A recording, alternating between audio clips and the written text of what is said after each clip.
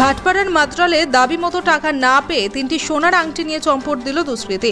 আগ্নেয়াস্ত্র নিয়ে আচমকা হানা এক দুষ্কৃতীর। 5 লক্ষ টাকা দাবি করে ওই দুষ্কৃতী। টাকা না পেয়ে 3টি সোনার আংটি নিয়ে চম্পট দিল।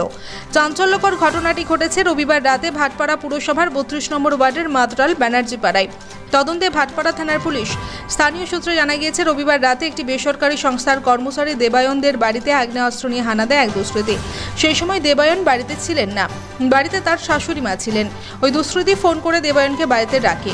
দেবায়নের অভিযোগ, আগ্নেয়াস্ত্র বের করে ওই দুষ্কৃতী তার কাছে 5 লক্ষ টাকা দাবি করে।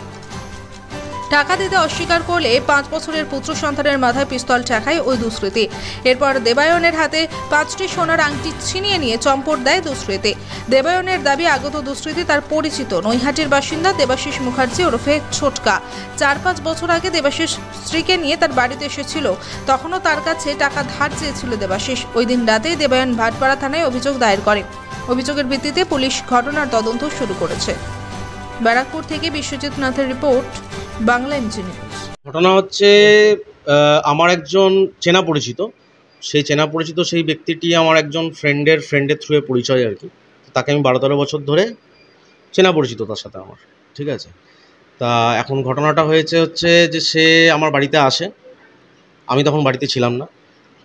আমার মা তাকে বসতে দেয় এবং সে আমাকে ফোন করে যে সে আমার বাড়িতে ওয়েট করছে, তার কিছু একটা দরকার আছে। তো আমি যখন বাড়িতে আসি, সে কাইন্ড অফ ফোর্সফুলি এবং ফায়ার আর্মস বার করে আমার কাছে 5 লাখ টাকা ডিমান্ড করে।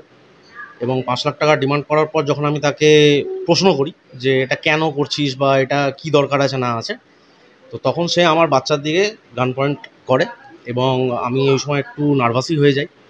যার ফলে আমি ওকে বলি যে ঠিক আছে, তাহলে বসে কথা বলা যায়, কিন্তু এটা ফায়ার আর্মসের কোনো প্রয়োজন নেই আমার মনে হয়, কারণ তোকে আমি অলরেডি চিনি, ঠিক আছে।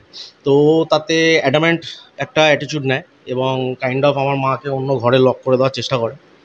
তো যেটার ফলে হচ্ছে আমি একটু নার্ভাস হয়ে পড়ি এবং ওই সময় ও আমার হাতের দিকে ওর একটু নজর যায় এবং আমার হাতে অ্যাকচুয়ালি 3টে সোনার আংটি আমি পরে থাকি। তো সেটিও নিয়ে আস্তে ধীরে লিভ করতে শুরু করে এবং তারপরে যখন ও বেরিয়ে যায় তখন আমি থানায় জিনিসটা অ্যাকচুয়ালি এসছিল 2জন, বাট একজন দাঁড়িয়ে ছিল মেন রাস্তায়। আর যেই ছেলেটির কথা আমি বলছি সেই ছেলেটির নাম দেবাশিস মুখার্জি ওরফে ছোটকা নামেও আমরা চিনি, নৈহাটির বাসিন্দা।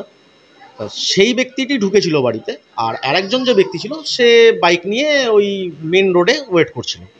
সেই ছেলেটি কিন্তু আমার ঘরে ঢোকেনি। এবার সেই ছেলেটি অলরেডি এই ব্যাপারে জানে কি জানে না, আই ডোন্ট নো, মানে আমার এই ব্যাপারটা কোনো আইডিয়া নেই। তো বাট এই যে মেন যে কালপিট যে ছেলেটি, সেই ছেলেটি একজনই এসেছিল, ও সিঙ্গেল ছিল এবং আর্মড ছিল। হ্যাঁ, এর আগে একবার এসেছিল। ওর বছর দেড়েক আগে বিয়ে হয়। ও আমার এই নতুন বাড়িতে ও আসে ওর ওয়াইফকে নিয়ে অ্যারাউন্ড 4 to 5 months ago। তো সেম মানে ওই টাকা ধার চাইতেই এসেছিল। তো তখনও আমি ওকে কাটিয়ে দিই। হ্যাঁ, তো এখন যখন কালকে আসে, ও আমাকে বারবার এটাই ফায়ার আর্মসটা দেখিয়ে বারবার এটাই বলছিল যে আমি আগেবারও টাকা চাইতে এসেছিলাম, তুমি দাওনি, তোমাকে আজকে দিতে হবে। কিভাবে পরিচয় হলো ছোটকার সঙ্গে আপনার? আমার একজন ফ্রেন্ড আছে এবং সে পুরনো ফ্রেন্ড, আমি নাম নিচ্ছি না, সরি, আমি কারণ নাম নেব না। হ্যাঁ, বাট আমার সে অনেকই পুরনো ফ্রেন্ড। তো তার থ্রুয়ে আমার ওর সাথে পরিচয় হয় আজ থেকে 12-13 বছর আগে, এবং তখন আমি অলরেডি আনম্যারিড, তখন আমি ব্যাচেলর। তো তখন থেকেই তার সাথে আমার মানে মৌখিক পরিচয়, মৌখিক আলাপ এবং একে অপরকে চিনি। হ্যাঁ, এই হচ্ছে ঘটনা। ছেলের বয়স এই সেপ্টেম্বরে 5 বছর হবে।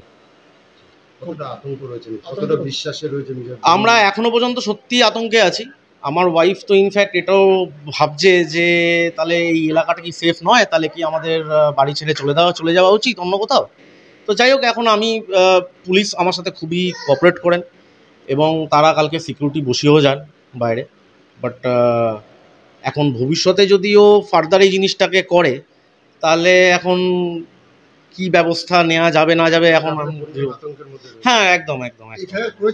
আমি অলরেডি এফআইআর করেছি, কালকে রাত্রেবেলা গিয়ে আমি এফআইআর করে এসেছি। সেই এফআইআর কপিটা আমার আজকে নিতে যাওয়ার কথা, বাট আমার ওয়াইফের একটা মেডিকেল কন্ডিশন আছে, তো যে কারণে আজকে একটা ডক্টর অ্যাপয়েন্টমেন্ট আমার নেওয়া আছে।